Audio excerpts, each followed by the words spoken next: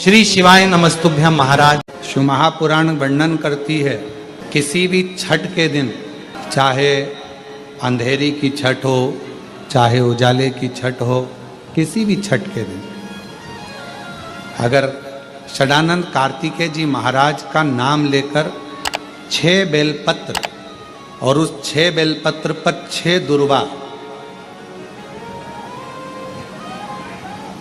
6 पुष्प, 6 अक्षत के दाने रखकर षडानंद कार्तिकेय बाबा के स्मरण कर कर शिवलिंग की जो जलाधारी है, उस जलाधारी पर जहाँ अशोक सुंदरी का स्थान है, उसी के पास में कार्तिकेय जी का स्थान है। किसी भी छठ पर यदि आप बाबा को वो बेलपत्र, वो दुर्वा, वो पुष्प, वो अक्षत का दाना 6 समर्पित करते हैं, किसी भी छठ के दिन, षष्ठी के दिन स्कंद भगवान का नाम लेकर, स्कंदेश्वर बाबा का नाम लेकर, कार्तिकेय बाबा का नाम लेकर यदि समर्पित करते हैं तो जिंदगी में कितना भी कर्जा हो, वो कर्जा 3 महीने के अंदर समाप्त होता ही है। कितना भी कर्जा, आप अपनी पूर्ण ऊर्जा के साथ में शिव महापुराण की कथा कहती है, 6 बेलपत्र, 6 पुष्प, 6 दुर्वा, 6 चावल के दाने और साथ में अपना परिश्रम पूर्ण करो। छठ के दिन स्कंद भगवान का नाम लेकर, स्कंदेश्वर का नाम लेकर भगवान शंकर के जलाधारी पर समर्पित करो, शिव जी से प्रार्थना करो और अपनी मेहनत को 4 चांद लगाओ, कर्जा चूकेगा जरूर, समाप्त जरूर। भस्म व्यक्ति के जीवन में सफलता दे जाती है। इसको अपनी जिंदगी में लिख कर रखना, 3 जगह की भस्म मनुष्य के जीवन को सफलता देती है। 3 जगह की भस्म। पहली, कहीं पर यज्ञ हुआ हो और बड़ा विशाल यज्ञ हुआ,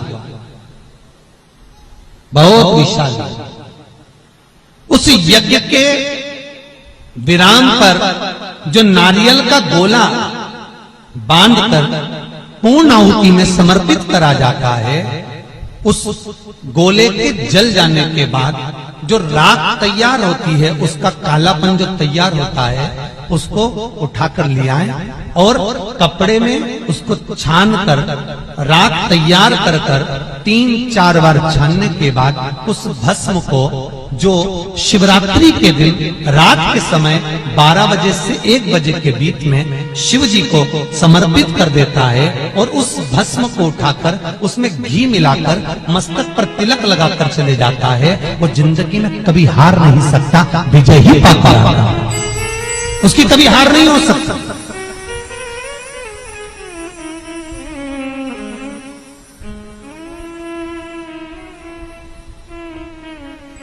वो कभी हार नहीं सकता। ये जितने राजनेता होते हैं, राजनीति करने वाले, टिकट मिलेगा नहीं मिलेगा, टिकट मिलेगा नहीं मिलेगा, उस मझधार में पड़े रहते हैं। शिव महापुराण की कथा कहती है वो भस्म विजयता को प्रदान करती है। आपको किसी से नहीं करना, किसी के हाथ नहीं जोड़ना, केवल वो भस्म का तिलक लगाकर जिससे आपका काम निकालना है उसके सामने पहुंच जाए, आपको सुख अनुभव हो जाए, कार्य सिद्ध। तो भस्म इतनी प्रबल हो, 3 जगह की भस्म। दूसरी भस्म, महाराज प्रदोष के समय पर, प्रदोष काल में, जिस दिन प्रदोष हो उस दिन प्रदोष काल के समय कोई गाय अपने बछड़े को दूध पिलाते समय जब पोटा कर दे, गाय गोबर कर दे, उस गोबर को हाथ नहीं लगाना है, उसी स्थान पर सूखने देना है। जब वो गोबर सूख जाए उसको उठाकर जलाकर उसकी भस्म तैयार कर ली जाए। किसी भी प्रदोष पर, किसी भी प्रदोष पर उस भस्म की राख तैयार कर कर शंकर भगवान को शाम को प्रदोष के काल में, प्रदोष के समय पर शंकर भगवान को एक वस्त्र में लेकर किसी मंदिर में भस्म चढ़ाकर उसी भस्म को उठाकर लेकर आ जाएं और जो दुकान, जो व्यापार, जो फैक्ट्री, जो काम आपका खड्डे में जा रहा है, नहीं चल रहा, बिल्कुल ठप्प होकर पड़ा हुआ है, उस भस्म को केवल दुकान में जाने से पहले दोनों साइड दाता और विधाता का नाम लेकर चढ़ा दी जाए और अंदर प्रवेश कर दिया जाए। अगर कितनी भी खड्डे में फेंकी जा रही होगी वो अव्वल में चलना प्रारंभ हो जाएगी। जिस नारी को 30 साल हो गए हों, बच्चे नहीं हो, 35 साल हो गए हों, संतान नहीं हो, 25 साल हो गए, 20 साल हो गए, संतान का सुख ना हो, और डॉक्टर ने कह दिया कि कोई बहुत बड़ी बीमारी किसी व्यक्ति को है,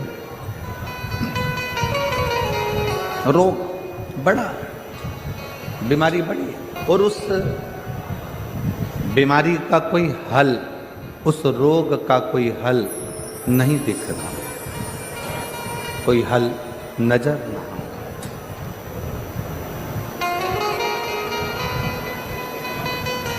कोई हल दिख ना रहा, तो बैसाख महीने में शिव सप्त तीर्थ का एक अनुष्ठान अपने जीवन में जरूर करें।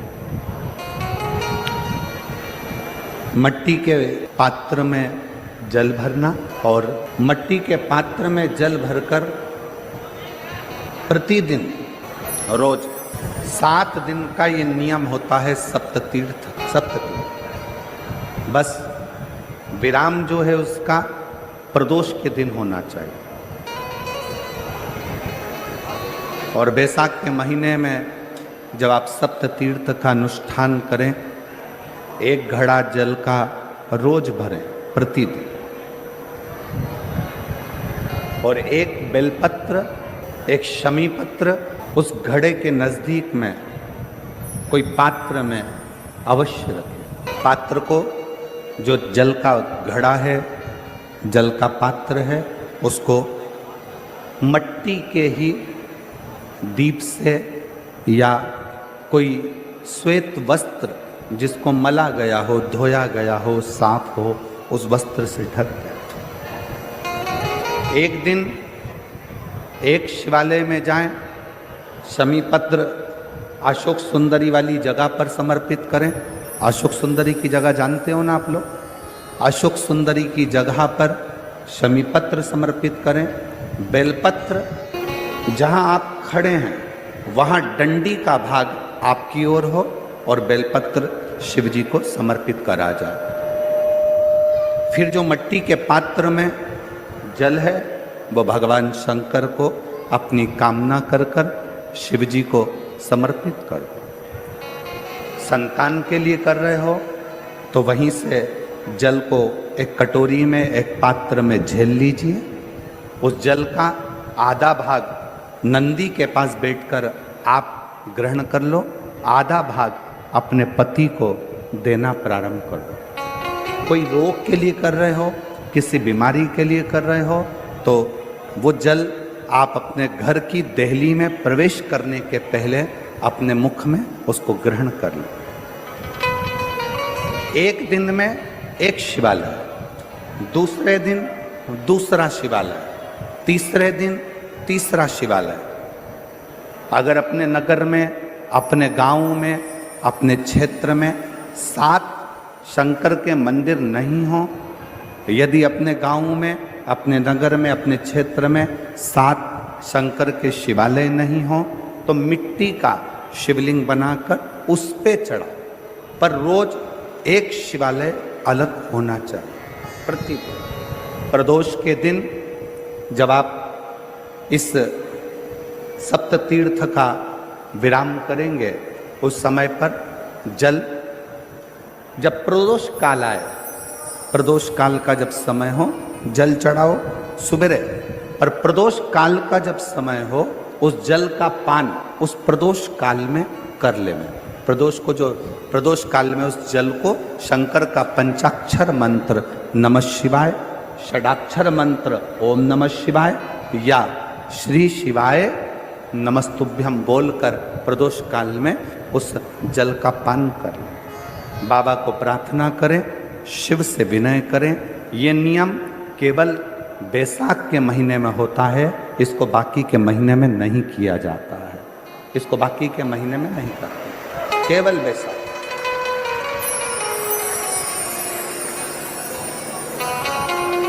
शिव सप्त तीर्थ का जो नियम है वो अपने जीवन में धारण कर। और हम तो कहेंगे शिव महापुराण की कथा श्रवण करने वाले प्रत्येक बेटा बेटी से, शिव महापुराण की कथा सुनने वाले प्रत्येक शिव भक्त से हम तो कहेंगे कि शरीर में कोई रोग नहीं भी है, संतान की प्राप्ति नहीं भी चाहिए, उच्च शिक्षा के लिए आप कर रहे हैं, अपने जीवन की खुशहाली के लिए कर रहे हैं, तो शिव का सप्त तीर्थ अनुष्ठान अवश्य कर, अवश्य कर और अपने जीवन को सार्थक कर। धन्य उपासना का फल मिलता है। भगवान शंकर की उपासना का फल जरूर। जहर विष शिव के कंठ पर गया। मेरी माता जगत जननी जगदम्बा अम्बा महारानी को मालूम पड़ा, माँ दुर्गा भवानी को मालूम पड़ा कि कंठ में विष आ गया, कंठ में विष।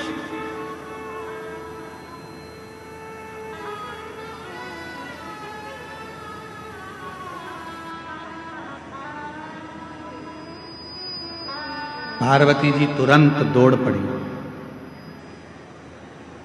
बाबा बाबा बाबा भोलानाथ भोलानाथ शंभुनाथ त्रिकालदर्शी कैलाशी अविनाशी अविनाशी कहती कहती मेरी माँ दौड़, मेरी माता दौड़ पड़ी, पहुंची। भोले बाबा का जब स्वरूप देखा मेरी माता ने तो पूरा शरीर नीला पड़ रहा था। बोल नीलकंठेश्वर महादेव की जय। पूरा शरीर नीला पड़ रहा था। पार्वती जी ने भगवान के स्वरूप का दर्शन किया। स्वरूप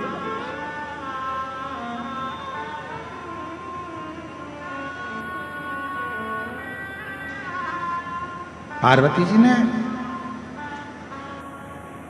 चीख कर आवाज लगाई, ब्रह्मदेव भगवान विष्णु आकर खड़े हो गए।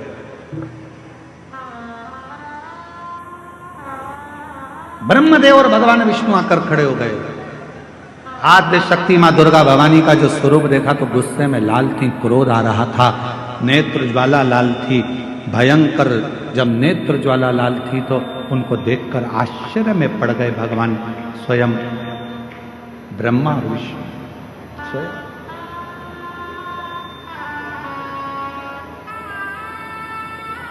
मां क्या बात है, क्या हुआ मां? आज आप बहुत क्रोध में दिख रही हो मां, आज आप बहुत गुस्से में दिख रही हो मां। मां आद्य शक्ति दुर्गा भवानी ने कहा कि ब्रह्मदेव, हे भगवान नारायण भगवान विष्णु, गजब करा, देवताओं का हित करने के लिए मेरे पति को विष पिला दिया।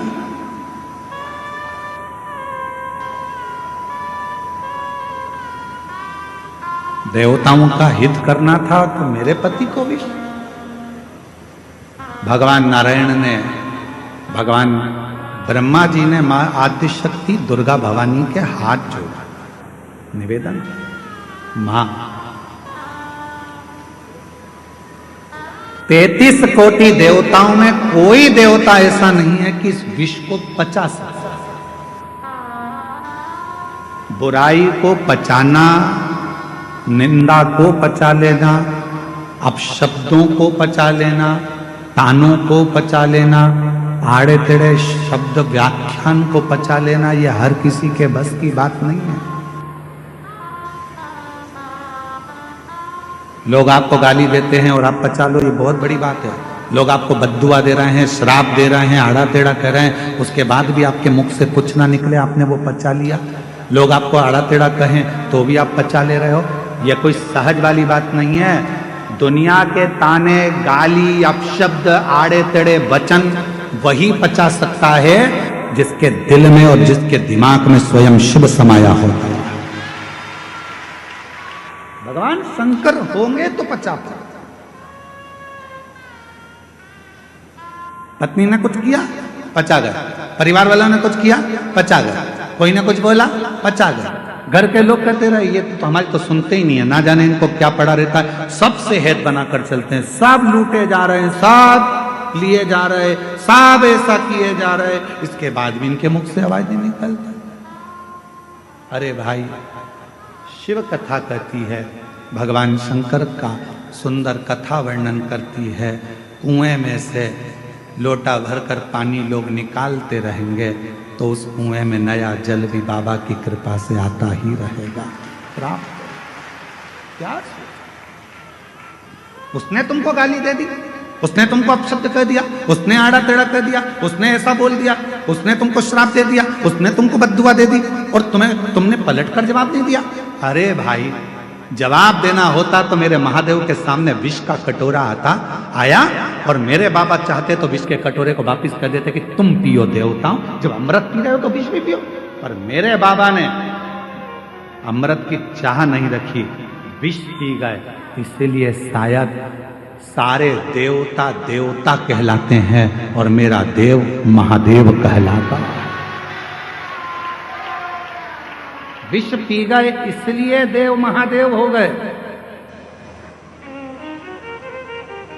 दूसरों के शब्दों को, अपशब्दों को, आड़ा टेढ़ा वचन को, कुछ भी बोलने वालों को सुनते जाओ, सुनते भटकने वाले भटकते रहेंगे, कहने वाले कहते।